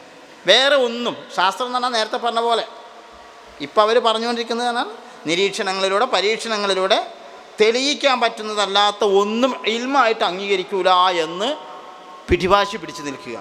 അതൊരു റിഡക്ഷനിസമാണ്, അടിസ്ഥാനമില്ലാത്ത വാദമാണ്. മൂന്നാമത്തെ ഒരു സാധനമുണ്ട്, മെത്തഡോളജിക്കൽ റിഡക്ഷനിസം. മെത്തഡോളജിക്കൽ റിഡക്ഷനിസം എന്ന് പറഞ്ഞാൽ എന്താണ് ഒരു സാധനം അറിവാകാനുള്ള മെത്തഡോളജി, അതിൻ്റെ രീതിശാസ്ത്രം, അതിൻ്റെ ഉസ്ലൂബ്. ഇപ്പോൾ അതിൻ്റെ പേരിൽ ശാസ്ത്രലോകത്ത് അടിയാണ്. എന്താണ് ശാസ്ത്രം എന്നായിട്ട് പരിഗണിക്കേണ്ടത്, എന്ത് ശാസ്ത്രമല്ല, അതിൻ്റെ പേരിൽ അടിയാണ്. ഫിസിക്സിലെ ഏറ്റവും പ്രധാനപ്പെട്ട തിയറിയാണ് ഇൻഫ്ലേഷണറി തിയറി. അത് ശാസ്ത്രമല്ല എന്ന് പറഞ്ഞുകൊണ്ടുള്ള സംവാദങ്ങൾ നടന്നുകൊണ്ടിരിക്കുകയാണ്. അത് ശാസ്ത്രമാണ് എന്ന് വാദിക്കുന്നവരൊക്കെ ഈ സ്ട്രിങ് തിയറിയെ പിന്തുണക്കുന്ന കുറേ പൊട്ടന്മാരാണ് എന്ന് പറഞ്ഞിട്ട് അപ്പുറത്ത് എത്രത്തോളം എന്ന് വെച്ചാൽ ഡിമാർക്കേഷൻ പ്രോബ്ലം ഇൻ സയൻസ് എന്ന് പറഞ്ഞാൽ ശാസ്ത്ര ലോകത്ത് ഇന്ന് നടന്നുകൊണ്ടിരിക്കുന്ന വലിയൊരു സംവാദമാണ്. എന്ത്, ഈ ഒരു നമ്മൾ സാധാരണ ഏത് കിതാബ് ഓതുമ്പോൾ അതിൻ്റെ ഒരു ആദ്യം മൗലൂ എന്താണെന്ന് തയ്യും ചെയ്യും അല്ലേ? ഈ മൗലൂ ശാസ്ത്രം, ഇൽമ്, സയൻസ് എന്ന് പറയുന്നതിൻ്റെ മൗലൂ ആയിട്ട് ഏതെല്ലാം വിഷയം പെടും ഏതെല്ലാം പെടൂല എന്ന് പറഞ്ഞ് സംവാദങ്ങൾ നടന്നുകൊണ്ടിരിക്കുകയാണ്. അതാണ് ഡിമാർക്കേഷൻ പ്രോബ്ലം എന്ന് പറയുന്നത്. അതുപോലും തീരുമാനമാകാതെ, അതിൻ്റെ താരീഫ് തീരുമാനമാകാതെ പിന്നെ എങ്ങനെയാണ് ആ താരീഫ് കൊണ്ട് മറ്റൊരു സംഗതിയെ അളക്കുക? അപ്പം മൂന്നാമത്തെ രീതി പറഞ്ഞത് മെത്തഡോളജിക്കൽ റിഡക്ഷനിസം. അതായത് നമ്മൾ പറയുന്ന ഒരു സ്റ്റൈലുണ്ട്, ആ ഒരു സ്റ്റൈൽ ഓഫ് വേ മാത്രമേ പഠിക്കാൻ പറ്റുള്ളൂ, വേറൊരു രീതിയിൽ പഠിച്ചാലേ നമ്മൾ സ്വീകരിക്കില്ല. മനസ്സിലല്ലേ? ഈ പറയുന്ന രീതി. അതിനൊക്കെ നമ്മുടെ നാട്ടിൽ വേറെ വർത്താനമുണ്ട്, നാടൻ ഭാഷയിൽ വേറെ വാക്കുണ്ട്. അത് നമുക്ക് സ്റ്റേജിൽ കയറിയിട്ടും ഒന്നും പറയാൻ പറ്റില്ല, ഒറ്റയ്ക്ക് ദർശനം വരുമ്പോൾ നോക്കാമെന്ന് പറയാം. ഇതിൻ്റെ ഒരു അപകടം പിടിച്ച ഒരു എന്താ പറയുക, ശാസ്ത്ര സ്വഭാവം നൽകുന്ന ഒരു രീതി എനിക്ക് തോന്നുന്നത് 1961 DNA സ്പൈറൽ കണ്ടുപിടിച്ച് ഫ്രാൻസിസ് ക്രിക്കും പിന്നെ വാട്സണും ചേർന്നിട്ടാണ് എന്ത് ചെയ്ത് നമ്മളെ DNA സ്പൈറൽ സ്വഭാവം അതിനുണ്ട് എന്ന് കണ്ടുപിടിച്ചത്. ഇദ്ദേഹത്തിൻ്റെ ഒരു പുസ്തകം the astonishing hypothesis, the scientific search for the soul, ആത്മാവിന് വേണ്ടിയുള്ള ശാസ്ത്രത്തിൻ്റെ അന്വേഷണം. ആത്മാവ് തന്നെ സാധനം ഉണ്ടോ, എന്താണ് റൂഹ്, എന്താണ് ജീവൻ, ഇതിനെക്കുറിച്ചുള്ള ശാസ്ത്രത്തിൻ്റെ അന്വേഷണം പരിചയപ്പെടുത്തുന്നൊരു പുസ്തകമാണ്. നെറ്റിൽ നിങ്ങൾക്ക് അവൈലബിൾ ആണ്, വാങ്ങി വായിക്കാനൊക്കെ പറ്റും. അതിൽ അദ്ദേഹം പറയുന്ന ഒരു സ്റ്റേറ്റ്മെൻറ്റ് ഞാനിവിടെ ഉദ്ധരിക്കാം. Your joys and your sorrows, your memories and your ambitions, your sense of personal identity and the free will are in fact no more than the behavior of a vast assembly of nerve cells and their associated molecules. നിങ്ങൾ നിറഞ്ഞ ഈ ശരീരത്തിൽ കുറേ സന്തോഷങ്ങൾ അനുഭവപ്പെടുന്നുണ്ടാവും, ദുഃഖങ്ങൾ അനുഭവപ്പെടുന്നുണ്ടാവും. നിങ്ങൾക്ക് തോന്നുന്നുണ്ട് നിങ്ങൾക്ക് ഇഖ്തിയാറുണ്ട്, നിങ്ങൾക്ക് പലതും ചെയ്യാൻ കഴിയുന്നുണ്ട് എന്നുള്ള ചിന്ത ഉണ്ടാകും. ഇങ്ങനെയുള്ള നിങ്ങളുടെ ആകെ മൊത്തം ടോട്ടൽ ഇതെല്ലാം കൂടെ എന്താണെന്ന് പറയുന്നത് ഒരു കൂട്ടം ഞരമ്പുകൾ മാത്രമാണ്, കുറേ നാഡികൾ, ഒരു പാക്കറ്റ്, ഒരു പ്ലാസ്റ്റിക് കവറിൽ ഇട്ട് തൂക്കി പിടിക്കാൻ പറ്റുന്ന കുറച്ച് നാഡി, അതിൻ്റെ അപ്പുറത്തേക്ക് വേറെ ഒന്നും ഇല്ല. ഇതാണ് ഞാൻ നേരത്തെ പറഞ്ഞ റിഡക്ഷനിസം. ഏത്? ഒണ്ടോളജിക്കൽ റിഡക്ഷനിസം. ഇതിൻ്റെ അപ്പുറത്തേക്ക് മറ്റൊന്നുമില്ല, ആത്മാവും ഇല്ല, ജീവൻ എന്ന് പറയുന്ന വേറെന്തോ ഒരു സാധനം ഇതിലേക്ക് പ്രത്യേകം വരുന്നുണ്ട് എന്ന് തോന്നൽ അങ്ങനെയൊന്നുമില്ല. കുറേ ബയോ കെമിക്കൽ ആയിട്ടുള്ള രാസപ്രവർത്തനങ്ങൾ നടന്നുകൊണ്ടിരിക്കുന്ന, ജീവശാസ്ത്രപരമായ രാസപ്രവർത്തനങ്ങൾ നടന്നുകൊണ്ടിരിക്കുന്ന ഒരു സാധനം, അതിൻ്റെ അപ്പുറത്തേക്ക് മറ്റൊന്നും ഇല്ല എന്നാണ് ഇവർ പറഞ്ഞുകൊണ്ടിരിക്കുന്നത്. അങ്ങനെ നിറയെ സെല്ലുകളുള്ള, ന്യൂറോണുകളുള്ള, അതുപോലെ കുറേ മസിൽസുള്ള, കുറേ ബോൺസുള്ള, ഇങ്ങനെ ഒരു പാക്കറ്റ്, ഒരു കവറിൽ തൂക്കി പിടിക്കാവുന്ന ഒരു സാധനമാണ് മനുഷ്യൻ എന്ന് പറയുന്ന ഇവർക്ക് മനുഷ്യൻ എവിടെയാണ് സന്തോഷം അനുഭവപ്പെട്ടതെന്ന് പറയാൻ പറ്റുമോ? മനുഷ്യൻ എവിടെയാണ് ഇദ്ദേഹം ഈ പറഞ്ഞ ഈ വാചകം എഴുതാൻ അദ്ദേഹത്തിന് തോന്നിയ ആശയങ്ങൾ, ആ ആശയങ്ങൾ ഈ വിധത്തിലാണ് പ്രതിഫലിപ്പിക്കേണ്ടത് എന്ന് പറയുന്ന വാക്യങ്ങൾ അയാളുടെ എവിടെയാണ് രൂപപ്പെട്ടത് എന്ന് അയാൾക്ക് പറയാൻ പറ്റും. അയാളതിന് ഡിസിഷൻ എന്ന് പറയുന്നൊരു സംവിധാനം, അഥവാ ഒരു കാര്യം ഇന്നത് എന്ന് തഴയീൻ ചെയ്യാനുള്ള ചിന്ത എങ്ങനെയാണ് അയാളിൽ രൂപപ്പെട്ടത് എന്ന് അയാൾക്ക് പറയാൻ പറ്റുമോ? പറയാൻ പറ്റുന്നില്ല. ഈ പരിമിതികളാണ് ശാസ്ത്രം ഇന്ന് അനുഭവിച്ചു കൊണ്ടിരിക്കുന്ന ഒരു സംഗതി. അതുകൊണ്ട് പഞ്ചേന്ദ്രിയങ്ങൾക്ക് വിധേയമല്ല, അല്ലെങ്കിൽ അനുഭവങ്ങൾക്ക് വിധേയമല്ല, ലാബിലും ലബോറട്ടറിയിലും നോക്കി കണ്ടുപിടിക്കാൻ പറ്റുന്നില്ല, സ്റ്റെതസ്കോപ്പ് കൊണ്ട് അളക്കാൻ പറ്റുന്നില്ല, അതുകൊണ്ടൊന്നും ദൈവമില്ല എന്ന് പറയുന്നത് തന്നെ ഒരു മഹാവിഡ്ഢിത്തമാണ്. എന്ന് മാത്രമല്ല, ഞാൻ നേരത്തെ പറഞ്ഞ പോലെ നമുക്ക് ഒബ്സർവ് ചെയ്യാൻ പറ്റാത്ത യൂണിവേഴ്സിനൊക്കെ വിടുക, ആ മഹാപ്രപഞ്ചത്തെ വിടും. ഒരാറ്റത്തിൻ്റെ ഉള്ളിലെ സബ് ആറ്റോമിക് കണങ്ങൾ, അതിനെക്കുറിച്ച് ശാസ്ത്രത്തിന് ഇന്ന് പഠിച്ചു തീർന്നിട്ടുണ്ടോ? ആറ്റങ്ങൾ കൊണ്ട് നിർമ്മിതമാണ് ഈ പ്രപഞ്ചം എന്ന് പറയുന്ന ഒണ്ടോളജിക്കൽ ആർഗ്യുമെൻ്റ് ഫസ്റ്റ് വെച്ചത് ഡെമോക്രാറ്റിസ്, ആദ്യത്തെ ശാസ്ത്രീയ യുക്തിവാദി എന്ന് വേണമെങ്കിൽ പറയാം. അദ്ദേഹത്തിന് വിമർശിക്കാൻ വേണ്ടിയിട്ടാണ് അഫ്ലാത്തൂൻ അൽ മദ്രസത്തുൽ ഇഷ്റാഖിയ എന്ന് പറയുന്ന ആശയം രൂപീകരിച്ചത്. അത് മതിയാവില്ല എന്നതുകൊണ്ടാണ്, അതിനെ ഗണ്ണിച്ചുകൊണ്ട് അദ്ദേഹത്തിൻ്റെ ശിഷ്യനായ അരിസ്റ്റാത്തലൂസ് എന്ത് ചെയ്തത്? അതിനെതിരെ ദലീല് നെളിറിൻ്റെ അടിസ്ഥാനത്തിൽ ഇസ്തിദ്ലാൽ ചെയ്യാൻ പറ്റുന്ന വിധത്തിലായിരിക്കണം പ്രപഞ്ചത്തെ പഠിക്കേണ്ടത് എന്ന് പറയുന്ന ആശയം, പെരിപാറ്ററ്റിസം എന്ന് പറയുന്ന ആശയം, മഷായിയത്തിൻ്റെ ഫൽസഫ, അതൊക്കെ ഇവിടെ ആരംഭിച്ചത്. ഇതിൻ്റെയൊക്കെയും ആദ്യഘട്ടത്തിൽ ഈ ഭൗതിക പ്രപഞ്ചം എന്ന് കാണുന്ന കുറേ ആറ്റങ്ങൾ കൊണ്ട് നിർമ്മിതമാണ് എന്നൊരാശയം വയ്ക്കുകയും, ആറ്റം എന്ന് പറഞ്ഞാൽ നമ്മുടെ കിതാബുകളിലൊക്കെ അതിന് അറബിയിൽ പറയുക ജുസുഉൻ ലാ യതജസ്സ എന്നാണ്. അതെന്താണെന്നറിയാം? ജുസുഉൻ ലാ യതജസ്സ എന്ന് പറഞ്ഞാൽ അതിന് ഇംഗ്ലീഷ് വേർഡാണ് ആറ്റം, ഗ്രീക്ക് വേർഡാണ്. അത് ഇംഗ്ലീഷിലും അതേ വാക്കാണ് ഉപയോഗിക്കുക. അത് ഏതുപോലെ എന്ന് വെച്ചാൽ സ്വിച്ച് എന്നുള്ളതിൻ്റെ അർത്ഥം എന്താണെന്ന് വെച്ചാൽ വിദ്യുത് ശക്തി ആഗമന നിഗമന നിയന്ത്രണ സാമഗ്രി എന്ന് നമ്മൾ പറഞ്ഞാൽ എങ്ങനെ ഉണ്ടാവും? സ്വിച്ച് എന്നെന്താണെന്ന് മലയാളത്തിൽ പറയാൻ പറഞ്ഞു. അപ്പോൾ പറഞ്ഞു വിദ്യുത് ശക്തി ആഗമന നിർഗമന നിയന്ത്രണ സാമഗ്രി. നീട്ടി പറഞ്ഞെങ്കിൽ പറഞ്ഞില്ലേ? ഇതേപോലെ ആറ്റം എന്ന് പറയുന്ന ഗ്രീക്ക് വേർഡിനെ അറബിയിൽ പറഞ്ഞതാണ് ജുസുഉല്ലദി ലാ യതജസ്സഉ. ഇനി ഒരിക്കലും എന്താവില്ല, അത് വിഭജിക്കാൻ പറ്റൂല, അത്രയും ചെറിയ ജുസ്, അതാണ് ആറ്റം. പിന്നെ ഈ ആറ്റം വിഭജിക്കാൻ പറ്റൂല എന്ന് പറഞ്ഞു കൊടുത്തുനിന്ന് ശാസ്ത്രം വഴിമാറി ആറ്റം വിഭജിക്കാൻ പറ്റുമെന്ന് പഠിച്ചു. ആറ്റം വിഭജിച്ച് നമുക്ക് അനുഭവം ഉണ്ടാക്കാൻ പറ്റുമെന്ന് പഠിപ്പിച്ചു. ന്യൂക്ലിയർ ഫ്യൂഷനെ പറ്റും, ന്യൂക്ലിയർ ഫിഷനെ പറ്റും നമ്മൾ പറഞ്ഞുകൊണ്ടിരിക്കുകയാണ്. സബ് ആറ്റോമിക് കണങ്ങളെക്കുറിച്ച് പഠിച്ചുകൊണ്ടിരിക്കുകയാണ്. ഒരാറ്റത്തിൻ്റെ വലുപ്പം എത്രയാണ്? ആരും പറയും ഒരാറ്റത്തിൻ്റെ വലുപ്പം നിങ്ങൾ സ്കൂളിൽ പഠിച്ചുകൊണ്ടിരിക്കുന്ന മുഴുവൻ സയൻസിൻ്റെ പുസ്തകങ്ങൾ നിർബന്ധമായി നിങ്ങൾ പഠിക്കണം. അതൊക്കെ മതവിദ്യാഭ്യാസമാണ്, ദീനി വിദ്യാഭ്യാസമാണ്. അള്ളാഹുവിൻ്റെ ദീൻ ഈ കാലത്ത് പറഞ്ഞു കൊടുക്കാൻ ആവശ്യമായിട്ടുള്ള ടൂൾസാണ്. നിർബന്ധമായും അതൊക്കെ നിങ്ങളുടെ തലയിൽ വേണം. ആവശ്യമുള്ള സമയത്ത് ഇസ്തിഗ്ഫാർ ചെയ്യണം, അത് പറഞ്ഞുകൊണ്ടേയിരിക്കണം. അതിനാണ് അള്ളാഹു തആല നമ്മൾക്ക് ഭൗതിക വിദ്യാഭ്യാസം പഠിപ്പിക്കാൻ അവസരം തന്നത്. അത് ആവശ്യമില്ലെങ്കിൽ നമ്മൾ വേണ്ടല്ലോ. ലാ യുകല്ലിഫുല്ലാഹു നഫ്സൻ ഇല്ലാ വുസ്അഹ. നമുക്ക് പ്രാപ്തിയില്ലാത്തൊരു കാര്യത്തിലേക്ക് അള്ളാഹു നമ്മളെ വലിച്ചുകൊണ്ടിട്ടിട്ടില്ല. അള്ളാഹു തആല നമ്മൾ രണ്ട് വിദ്യാഭ്യാസം പഠിപ്പിക്കാൻ നമുക്ക് അവസരം തന്നിട്ടുണ്ടെങ്കിൽ രണ്ടും അള്ളാഹുവിൻ്റെ ദീനിന് വേണ്ടി ഉപയോഗിക്കാൻ നമ്മൾ ബാധ്യസ്ഥരാണ്. അത് മാത്രമേ അള്ളാഹു നമ്മളെ ഏൽപ്പിച്ചിട്ടുള്ളൂ. അതുകൊണ്ട് നിങ്ങൾ പഠിക്കുന്ന സയൻസിൻ്റെ പുസ്തകം, ഹിസ്റ്ററിയുടെ പുസ്തകം, ഫിലോസഫിയുടെ പുസ്തകം എല്ലാം നിങ്ങളെ ഓർമ്മയിൽ വേണം, ചിന്തയിൽ വേണം. അത് ആവശ്യമുള്ളിടത്ത് ഇങ്ങനെ ഉപയോഗിച്ചുകൊണ്ടേയിരിക്കണം. ഒരാറ്റത്തിൻ്റെ വലുപ്പം എന്ന് പറഞ്ഞാൽ ഒരു പൈക്കോമീറ്ററാണ്. എത്രയാണ് ഒരു പൈക്കോമീറ്റർ എന്ന് പറഞ്ഞാൽ? ഒരു സെൻറ്റിമീറ്ററിൻ്റെ 10-1 വലുപ്പത്തിന് നമ്മളെന്താ പറയുക? മില്ലിമീറ്റർ അല്ലേ? മില്ലിമീറ്റർ എന്ന് പറഞ്ഞാൽ ഒരു സൂചി കൊണ്ട് ഒരു പുള്ളി ഇട്ടാൽ ഒരു നുക്കത്ത, അതാണ് ഇപ്പോൾ ഒരു മില്ലിമീറ്റർ. മനസ്സിലാകാൻ വേണ്ടിയിട്ട് സിമ്പിളാക്കി പറയാം.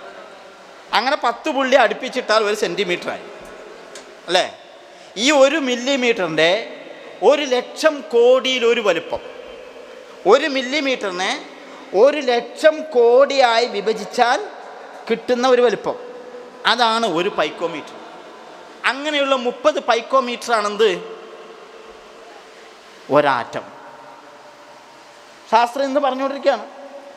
1 സെൻറ്റിമീറ്റർ ദൂരം ഉണ്ടെങ്കിൽ, നമ്മളെ സ്കെയിൽ 15 സെൻറ്റിമീറ്റർ അല്ലേ?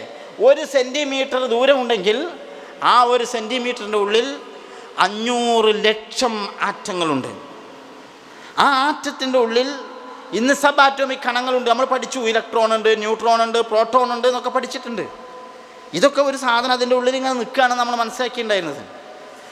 ഇതിൻ്റെ ന്യൂക്ലിയസ്, ആറ്റത്തിൻ്റെ കേന്ദ്രത്തിൽ, അതിൻ്റെ കേന്ദ്രവും ആറ്റം എന്ന് പറയുന്ന ഒരു വീടും സങ്കല്പിക്കുക.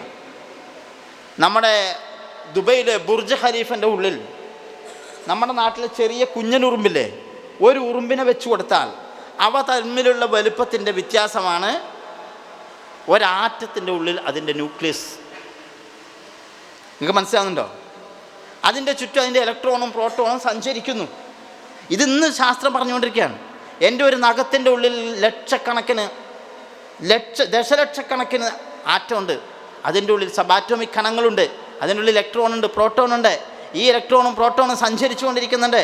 ഈ ഇലക്ട്രോണും പ്രോട്ടോണും അല്ലാത്ത മറ്റു ഭാഗങ്ങൾ ശൂന്യമാണ് എന്നാണ് ഒരു കാലത്ത് മനസ്സിലാക്കിയിരുന്നത്.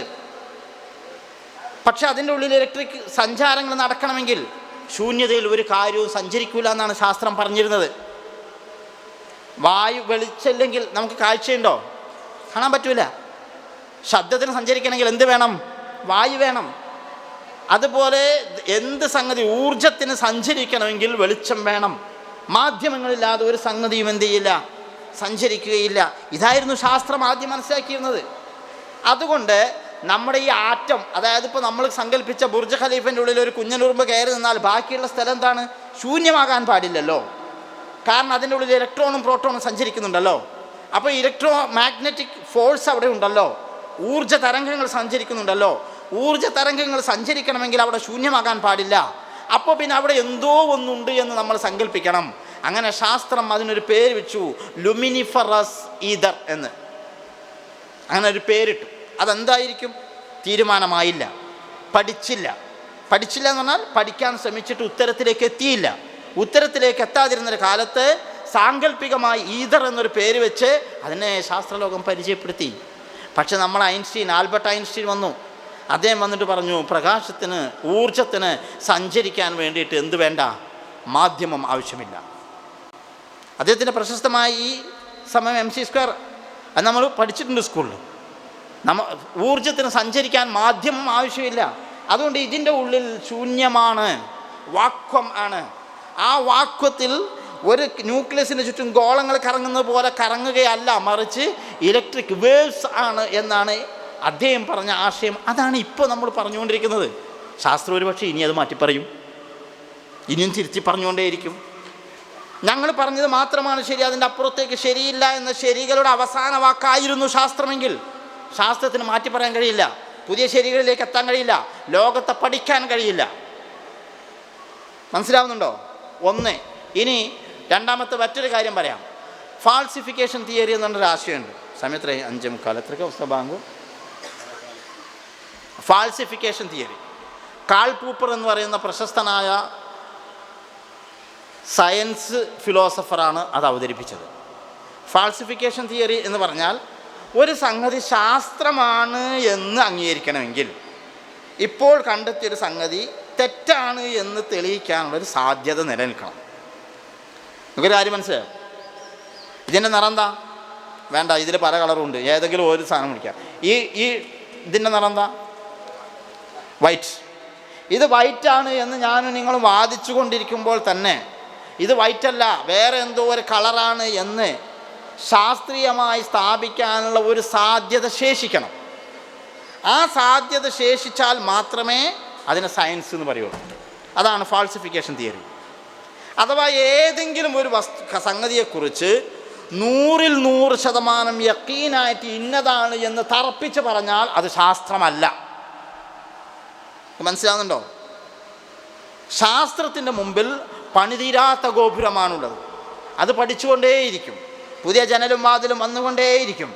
നേരെ മറിച്ച് അവസാന വാക്ക് ഏതെങ്കിലും ഒരു കാര്യത്തെക്കുറിച്ച് പറഞ്ഞാൽ പിന്നെ അതെന്തല്ല, അത് ശാസ്ത്രമല്ല എന്നാണ് ആധുനിക കാലത്ത് ശാസ്ത്രം എന്താണ് എന്ന് നിർവചിക്കാനുള്ള മാധ്യമം. ഞാൻ പറയുന്നതല്ല, എൻ്റെ വാദമല്ല, ശാസ്ത്രലോകത്ത് പ്രവർത്തിച്ചു കൊണ്ടിരിക്കുന്ന വാദം. ശാസ്ത്രത്തിനൊരു ഫിലോസഫി ഉണ്ട്, ആ ഫിലോസഫിയുടെ വാദം. മനസ്സിലാകുന്നുണ്ടോ? ഇനി വേറൊരു കാര്യം കൂടെ പറയാം. ഒരു ശാസ്ത്രമാണ് എന്ന് അംഗീകരിക്കണമെങ്കിൽ ശാസ്ത്രം എന്ന് പറഞ്ഞാൽ നിരീക്ഷണ പരീക്ഷണങ്ങളോട് അങ്ങനെ ബോധ്യപ്പെടണം. അതല്ലാത്തൊരു സംഗതി കൊണ്ട് സ്ഥാപിച്ചാലേ ഒരു സംഗതി ശാസ്ത്രം ആവുള്ളൂ. അത് വേറെ സാധനം. ഇതൊക്കെ ഞാൻ എന്തിനാണ് പറയുന്നതെന്ന് ചോദിച്ചാൽ, ശാസ്ത്രം എന്താണെന്ന് തെളിയിക്കാൻ ഈ നിരീശ്വരവാദികൾ സാധ്യമല്ല. നിരീശ്വരവാദം ദൈവമില്ല എന്ന് ഉറപ്പിച്ച് പറയുകയാണെങ്കിൽ അത് ശാസ്ത്രമല്ല. കാരണം ഒരു സംഗതി ശാസ്ത്രത്തിൻ്റെ പരിധിപ്പെടണമെങ്കിൽ ഫാൾസിഫിക്കേഷന് സാധിക്കണം. നിരീശ്വരവാദം തെറ്റാണ് എന്ന് സ്ഥാപിക്കാൻ നിങ്ങൾക്ക് സാധ്യമാണ് എന്ന് ഞാൻ കൂടി അംഗീകരിച്ചാലേ നിരീശ്വരവാദം ശാസ്ത്രീയമാവുള്ളൂ. അല്ലെങ്കിൽ ദൈവം അനുസരിച്ച് വാദം അനുസരിച്ച് എന്തല്ല, താത്വികമായി ഇത് ശാസ്ത്രമല്ല. ഇനി പോട്ടെ, ശാസ്ത്രത്തിൻ്റെ ഒരു കാര്യം പറയാം. ഈ മോതിരം ഞാൻ താഴേക്ക് ഇട്ടാൽ എന്ത് സംഭവിക്കും? അതോ എന്ത് സംഭവിച്ചേ? എന്ത് ചെയ്ത്? താഴെ വീണു. ഇന്നലെ ഞാൻ ഇട്ടിരുന്നു സങ്കല്പിക്കുക, അപ്പോൾ എന്ത് സംഭവിക്കും? നാളെ ഞാനിതിട്ടാലോ? അതെങ്ങനെ നിങ്ങൾ പറയാം? നാളെ ഞാൻ ഇതിട്ടാൽ താഴേക്ക് വീഴും എന്ന് നിങ്ങൾ പറഞ്ഞാൽ അത് ശാസ്ത്രീയമാണോ? അല്ലേ? ശാസ്ത്രം എന്ന് പറഞ്ഞാൽ എക്സ്പെരിമെൻ്റ് കൊണ്ടും ഒബ്സർവേഷൻ കൊണ്ടും പറയണ്ടേ? പരീക്ഷണ നിരീക്ഷണ അടിസ്ഥാനത്തിൽ ബോധ്യപ്പെടണ്ടേ? നിങ്ങൾക്ക് പരീക്ഷിച്ചോ? നാളെ എന്ത് സംഭവിക്കുന്നു എന്ന് നിങ്ങൾ പരീക്ഷിച്ചോ? ഇല്ല. പിന്നെ അങ്ങനെ ഞാൻ ഇന്നിപ്പോൾ കഴിഞ്ഞാൽ വിറാസിലേക്ക് പോകും. ഞാനിപ്പോൾ ഇവിടെ വന്നിട്ട് ACS ദർശനം ഞാൻ മോതിരം താഴേക്ക് ഇട്ടപ്പോൾ താഴെ വീഴും. വിറാസിൽ പോയിട്ടിട്ടാലോ? എൻ്റെ വീട്ടിൽ പോയിട്ടിട്ടാലോ? എന്താ തെളിവ്? ശാസ്ത്രീയമായ ഒരു സംഗതി വസ്തുതാപരമാണ് എന്ന് പറയുന്നത് ശാസ്ത്രത്തിൻ്റെ അടിസ്ഥാനത്തിലല്ല, ഫിലോസഫിയുടെ അടിസ്ഥാനത്തിലാണ്, തത്വങ്ങളുടെ അടിസ്ഥാനത്തിലാണ്. തത്വങ്ങൾ ഫിലോസഫിയാണ്, ഫിലോസഫിയുടെ അടിസ്ഥാനത്തിലാണ്. അഥവാ നിരീക്ഷണ പരീക്ഷണങ്ങളുടെ ഒരു കാര്യം നമ്മൾ മനസ്സിലാക്കി. ആ മനസ്സിലാക്കിയതിൽ നിന്ന് നമ്മളൊരു തത്വം രൂപീകരിച്ചു. ആ തത്വം എന്താണ്? ഇപ്പോൾ ഇവിടെ നിലനിൽക്കുന്ന ഭൗതികമായ സ്വഭാവങ്ങളെല്ലാം നിലനിൽക്കുന്ന എവിടെയും ഈ നിയമം ബാധകമായിരിക്കും. അതുകൊണ്ട് ഇപ്പോൾ ഒരു വസ്തു താഴേക്ക് വീഴുന്നതിന് കാരണമായ ഇവിടുത്തെ ഭൗതിക സാഹചര്യങ്ങൾ എന്ന് നിലനിന്നാലും എവിടെ നിലനിന്നാലും അവിടെ ആ വസ്തു താഴേക്ക് വരും. ഇതൊരു ഫിലോസഫിക്കലായിട്ടുള്ള ആശയമാണ്. ശാസ്ത്രമാകണമെങ്കിൽ ഫിലോസഫി വേണം. അള്ളാഹു ഉണ്ട് എന്ന വാദം ഫിലോസഫിയാണ്, ശാസ്ത്രമല്ല. ഞങ്ങൾക്ക് ഫിലോസഫി പറ്റില്ല, ശാസ്ത്രം കൊണ്ട് തെളിയിക്കൂ എന്ന് പറയുന്നവർക്ക് ശാസ്ത്രമാകണമെങ്കിൽ ഫിലോസഫി വേണം. ഇല്ലെങ്കിൽ ഇങ്ങനെ ശാസ്ത്രമാണ് അറിവിൻ്റെ വഴി എന്ന് ശാസ്ത്രം കൊണ്ട് തെളിയിക്കാൻ പറ്റുമോ? ലാബിൽ കൊണ്ടുപോയി തെളിയിക്കാൻ പറ്റുമോ? ശാസ്ത്രമാണ് അറിവിൻ്റെ വഴി എന്തേ കെമിസ്ട്രി ലാബിൽ ഇങ്ങനെ തെളിയിച്ചു കാണിച്ചെന്ന് പറ്റുമോ? പറ്റൂല. ആ വാദങ്ങൾ ഫിലോസഫിക്കലായ വാദങ്ങളുടെ അടിസ്ഥാനത്തിൽ സ്ഥാപിക്കണം. അതാണ് ചെയ്തുകൊണ്ടിരിക്കുന്നത്. വലൈക്കും സലാം വറഹ്മത്തുള്ളാഹി.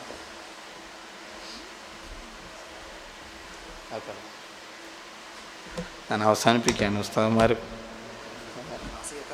നിങ്ങളെന്നാ നിങ്ങൾ മഗ്‌രിബിൻ്റെ മുമ്പ് നിങ്ങൾ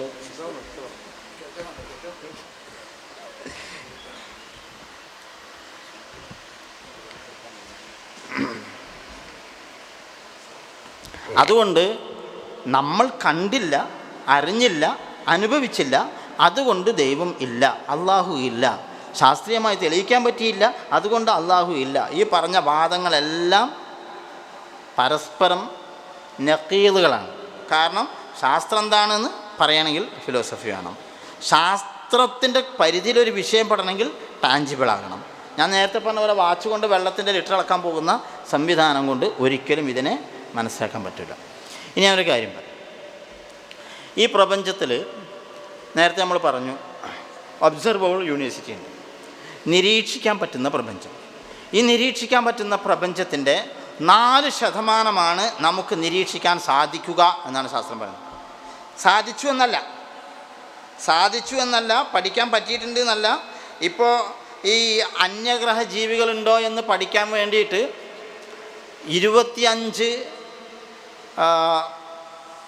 ലക്ഷം പ്രകാശവർഷം അകലത്തേക്ക് നമ്മൾ ഭൂമിയിൽ നിന്ന് മെസ്സേജ് അയച്ചിട്ടുണ്ട്. ഒരു പ്രകാശവർഷം എന്ന് പറഞ്ഞാൽ അത്ര ഒരു സെക്കൻഡിൽ 3 ലക്ഷം കിലോമീറ്ററിലാണ് പ്രകാശം സഞ്ചരിക്കുക. അങ്ങനെ ഒരു മിനിറ്റ് സഞ്ചരിച്ചാൽ 3 ലക്ഷം ഗുണിക്കണം 60, അത്രയും കിലോമീറ്റർ ദൂരമായി. മനസ്സിലാവുന്നുണ്ടോ? അതിനെ വീണ്ടും 60 കൊണ്ട് ഗുണിച്ചാൽ 1 മണിക്കൂറിൽ പ്രകാശം സഞ്ചരിച്ചാലുള്ള ദൂരമായി. വീണ്ടും അതിനെ 24 കൊണ്ട് ഗുണിച്ചാൽ 1 ദിവസം പ്രകാശം സഞ്ചരിച്ച ദൂരമായി. ഇതൊന്നും നമുക്ക് തൊള്ള കൊണ്ട് പറഞ്ഞാൽ എത്താൻ പറ്റുന്ന സംഖ്യ അല്ല. അതിനെ 365 കൊണ്ട് ഗുണിച്ചാൽ 1 പ്രകാശവർഷം ആയി. ഒരു വർഷം കൊണ്ട് പ്രകാശം സഞ്ചരിക്കുന്ന ദൂരം ആയി. മനസ്സിലാകുന്നുണ്ടോ? അങ്ങനെ 25 ദശലക്ഷം പ്രകാശവർഷം ദൂരത്തേക്ക് എന്ന് പറഞ്ഞാൽ പ്രകാശം സഞ്ചരിക്കുന്ന വേഗതയിൽ സഞ്ചരിക്കുന്ന ഒരു മെസ്സേജ് നമ്മൾ ഇവിടുന്ന് അയച്ചാൽ തന്നെ നമ്മൾ ഉദ്ദേശിച്ച ലക്ഷ്യസ്ഥാനത്തേക്ക് ആ വിഷയം അവിടെ എത്തിയിട്ട് പിന്നെ അവിടുന്ന് അതേ വേഗതയിൽ തിരിച്ച് ഒരു അന്യഗ്രഹ ജീവിക്ക് ഇത് കയ്യിൽ കിട്ടിയിട്ട് അതിന് മറുപടി അയക്കണം. അവിടെ കിട്ടിയ SMS അയാൾ തിരിച്ചൊരു SMS ഇങ്ങോട്ട് വിടാമെന്ന് വിചാരിച്ചോളി. അങ്ങനെ സംഭവിക്കണമെങ്കിൽ 50 ദശലക്ഷം വർഷം കഴിയണം. എന്ന് പറഞ്ഞാൽ നമ്മളെ എത്ര ജനറേഷൻ കഴിഞ്ഞാലാണ് അതിവിടെ വായിക്കാൻ തിരിച്ച് റീഡ് ചെയ്യാൻ പറ്റുക എന്ന് പോലും ശാസ്ത്രത്തിന് ഊഹിക്കാൻ പോലും പറ്റില്ല.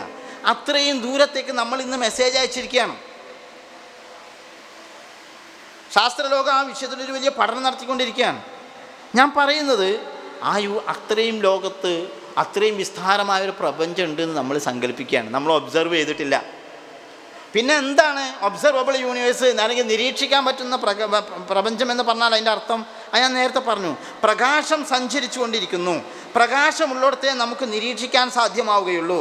അതുകൊണ്ട് പ്രകാശം 13.8 ബില്യൺ വർഷങ്ങൾക്ക് മുമ്പ് നമ്മുടെ പ്രപഞ്ചം ആരംഭിച്ചു എന്ന് ഇവർ പറയുന്ന ബിഗ് ബാങ്ങോട് കൂടി പ്രകാശം സഞ്ചരിക്കാൻ തുടങ്ങിയപ്പോൾ മുതൽ ഇക്കാലം വരെ നിരന്തരം പ്രകാശം സഞ്ചരിച്ചുകൊണ്ടേയിരിക്കുന്നുണ്ട്.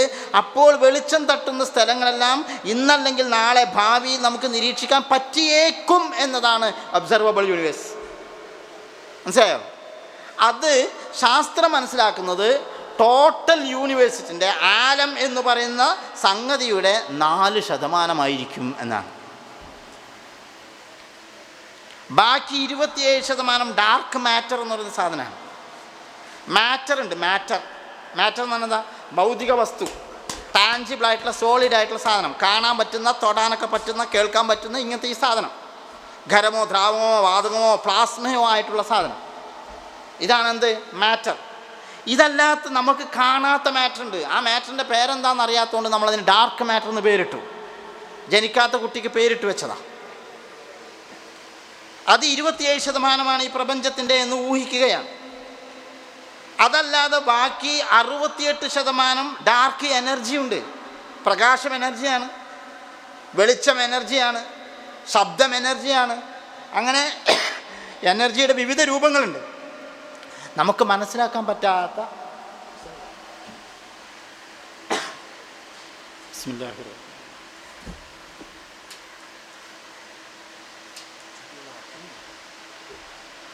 നമുക്ക് മനസ്സിലാക്കാൻ പറ്റാത്ത എനർജി.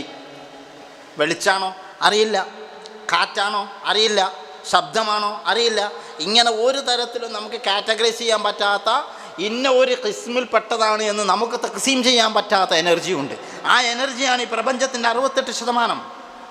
അതെന്താണെന്ന് അറിയാത്തത് കൊണ്ട് അതിന് പേരിട്ടു ഡാർക്ക് എനർജി. അതുണ്ട് എന്ന് നമ്മൾ മനസ്സിലാക്കുന്നത് എങ്ങനെയാണ്?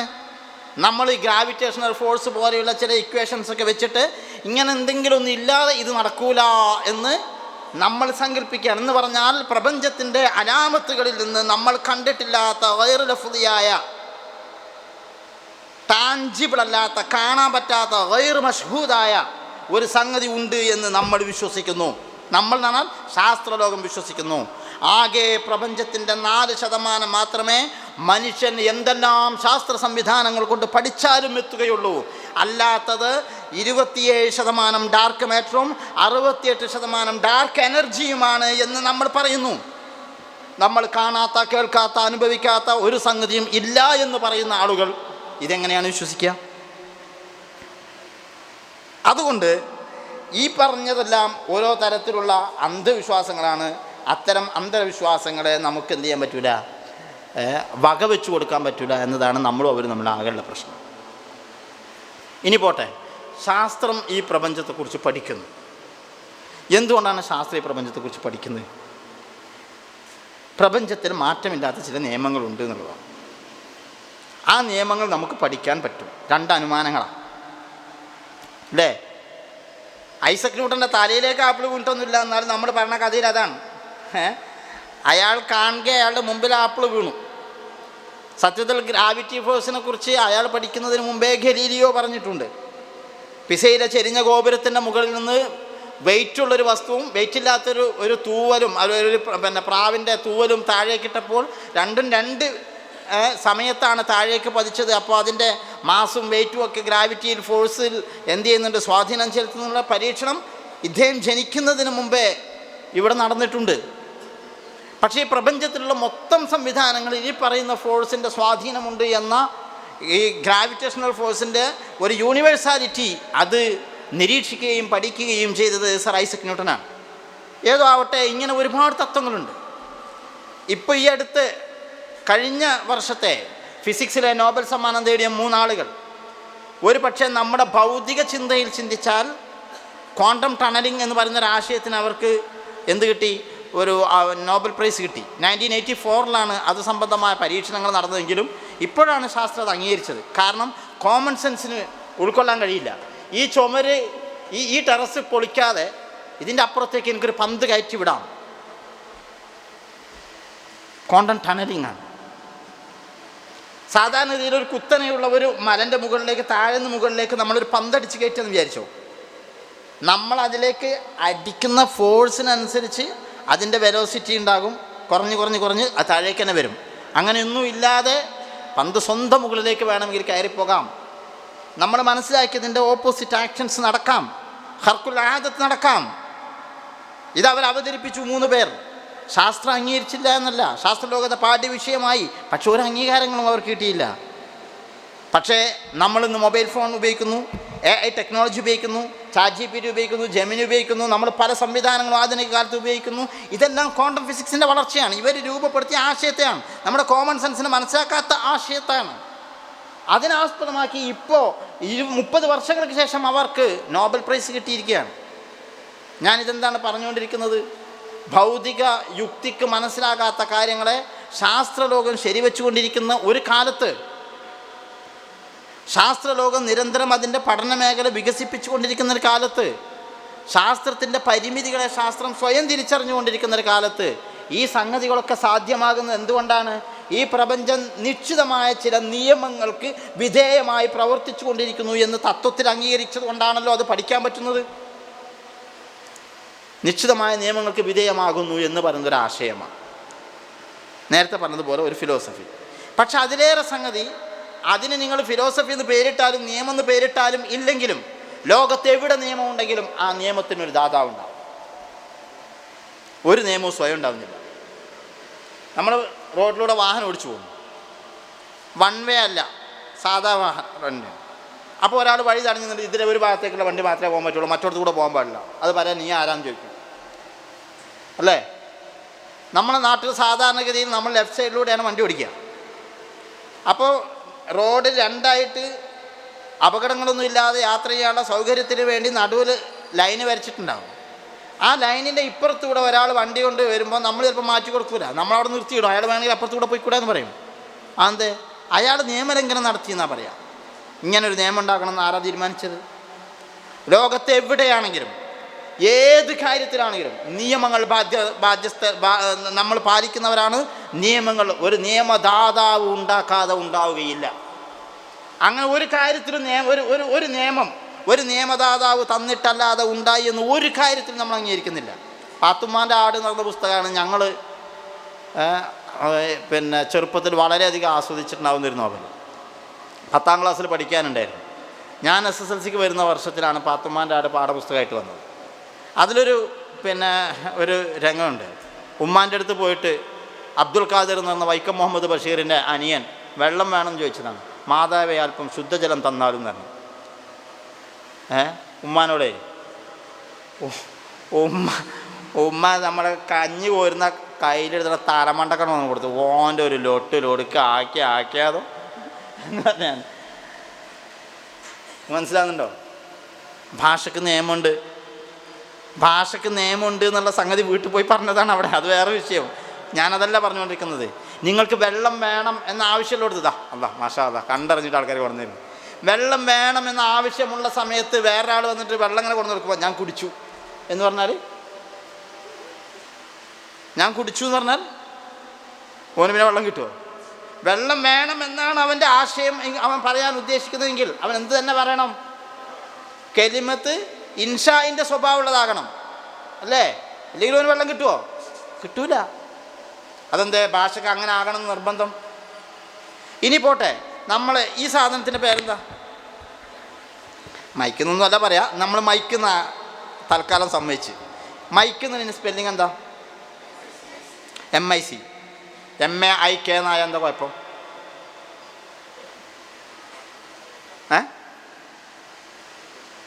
എന്നാ പോകണ്ട, MIKE അങ്ങനെ ആയ എന്താ കുഴപ്പം?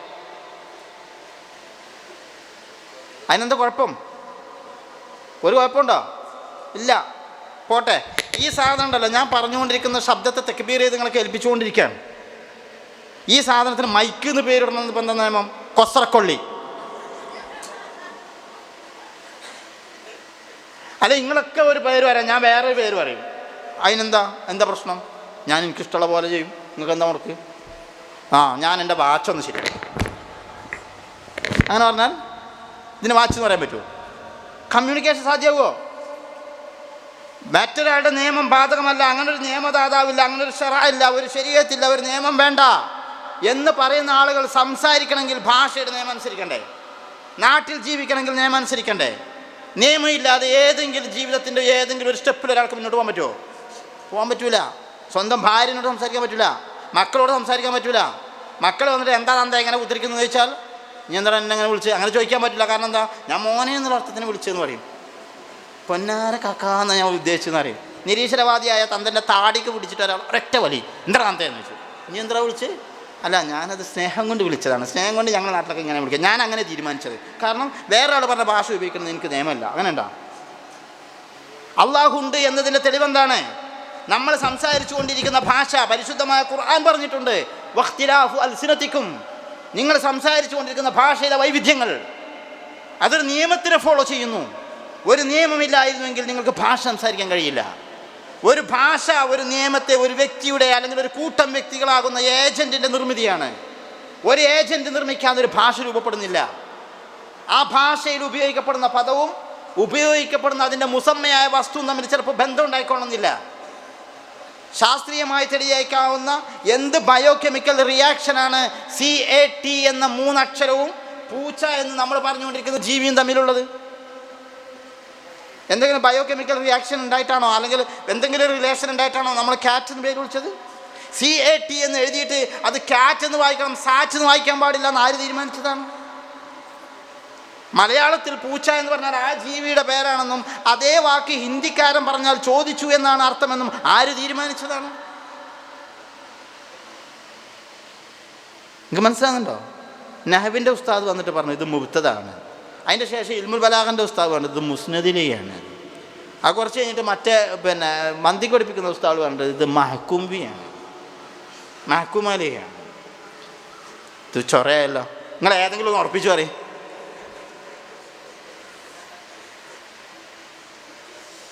ഓരോ വിജ്ഞാനവും അന്വേഷിക്കാൻ ആ വിജ്ഞാനത്തിൻ്റെ നിയമങ്ങളുണ്ട്, അതിൻ്റെ രീതിശാസ്ത്രമുണ്ട്.